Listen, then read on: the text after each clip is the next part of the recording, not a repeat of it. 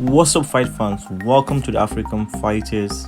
Today we'll be looking at the recap between Joshua versus Franklin, which happened yesterday at the O2 Arena. Joshua went the full distance with Jermaine Franklin and won via unanimous decision, with the judges scoring 8-1, 18-1, 11-1, 17-1, 11, and 1-17-1, 11, all in favor of Anthony Joshua. Joshua was expected by the fans, by the pundit, analysts to put Jermaine Franklin out within the first 6 to 8 rounds of the fight. But we all know, a lot of people know, the fans also, myself personally, I knew Franklin is going to be a hard fight for Joshua. Franklin is as tough as they come. Franklin is a very, very durable fighter, has incredible chin, and he's going to be a massive problem for a lot of heavyweights to come. After the fight with Dillian Whyte, which many believe Franklin edged that fight, I knew Franklin is going to be a tough fight. I see Franklin as a tougher fight for AJ than Dillian Whyte.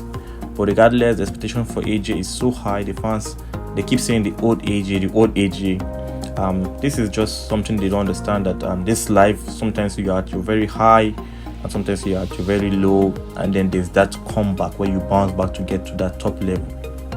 But the fans are demanding he's a cash cow, and you can understand that.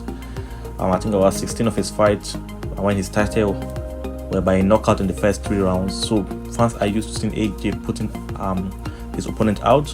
But this time around, he's fighting a more tactical fighter. He's with a new coach, and a lot of talk out there was that if AJ if he lose the fight to Franklin, he should retire.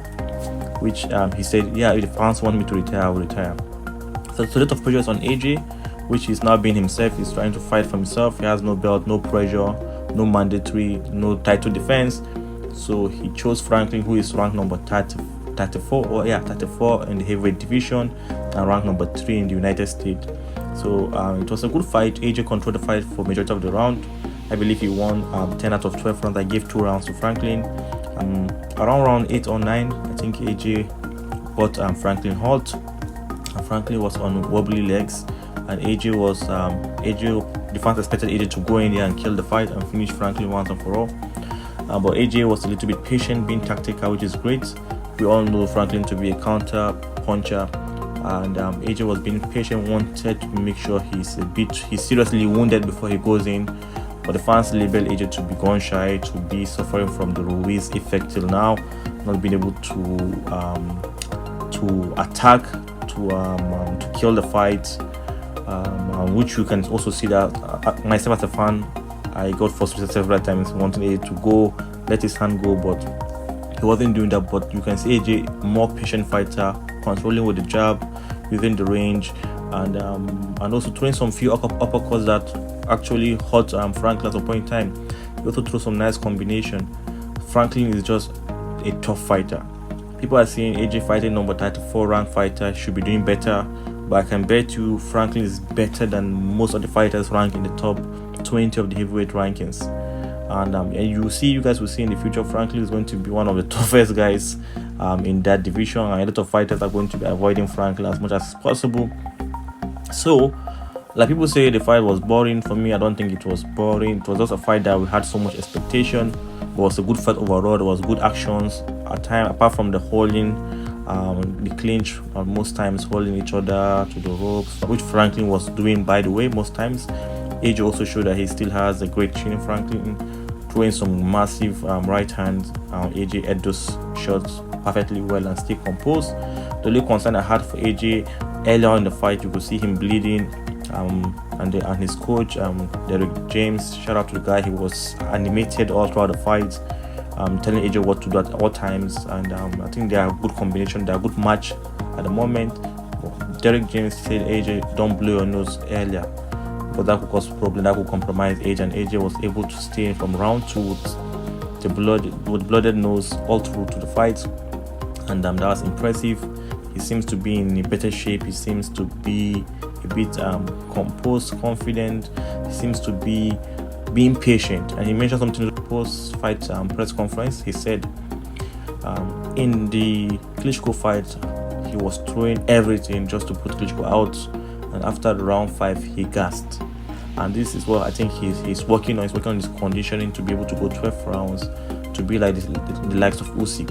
Usyk is going to destroy you, not a knockout artist, but he's going to win on point tactically with the sweet science. AJ still has that knockout power. You can see that knockout ability. He throws some massive punch, but Franklin was just a very, very durable fighter. Fighters like Robert Helenius and Tony Yoka, Carlos Takam will be out of that fight with those massive shots. So with all being said, I think I'll score the fight a 6 or 6.5 out of 10. At some point in time, we're looking for that knockout. It never came. And AJ is now there's now conversation of AJ asking the fans after the fight who do they want to see him fight next. People were saying Tyson Fury, but I don't want to see that fight next. I don't think AJ is fully ready. AJ need to work his way back to the top. Frankly, it's a good step in his return, in his comeback in the new dawn. But I think AJ need to be fighting fighters in the top 20 now. No fighter out of the top 20 will be accepted, in my opinion. AJ need to be going for good fighter like number 19 ranked Filip Hrgovic, who is the number 1 contender for the for the IBF title, heavyweight title. He should also be looking at the number 18 ranked Otto Wallin. That's the fight we are looking at for a long time. Otto Wallin gave Fury a massive problem in the past. He should also be looking at number 17 rank, his compatriot Efe Ajagba, another powerful right hand, a powerful knockout artist who is also moving up the ranks. Used to be ranked 15 but now 17. Ajagba suffered defeat to Frank Sanchez, and after that he has bounced back. He won 2 more fights.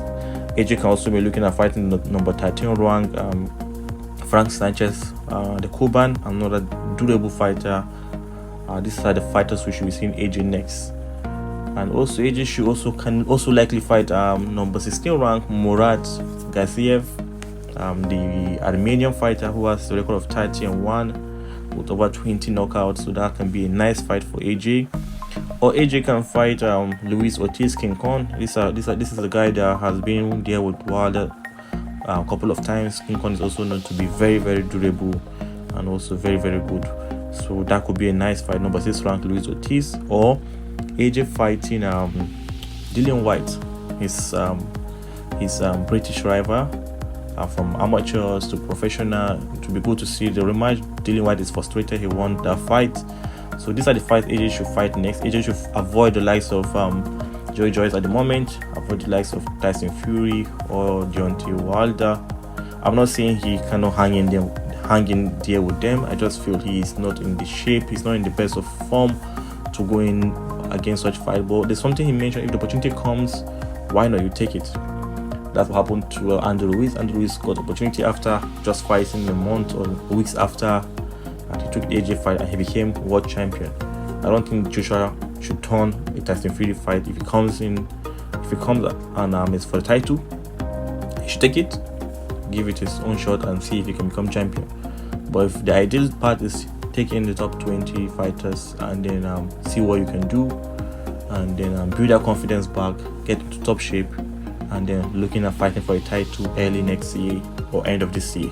I think next year take 2 more fights, 1 fight in the summer in July, August, and then 1 fight in November, and against top 20 ranks, and then look at the landscape of the heavyweight division, who are holding the belts. Is he going for the big fights without the belt? Is he fighting Deontay Wilder, Tyson Fury, or is he going back again to give it a shot against Alexander Usyk if he has the belt? So guys, this is it. Tell us what you think in the comment section. Was the fight impressive? Who do you want to see AJ fight next? Let us know in the comment section. See you some other time. Peace out. Bye for now, African fighters.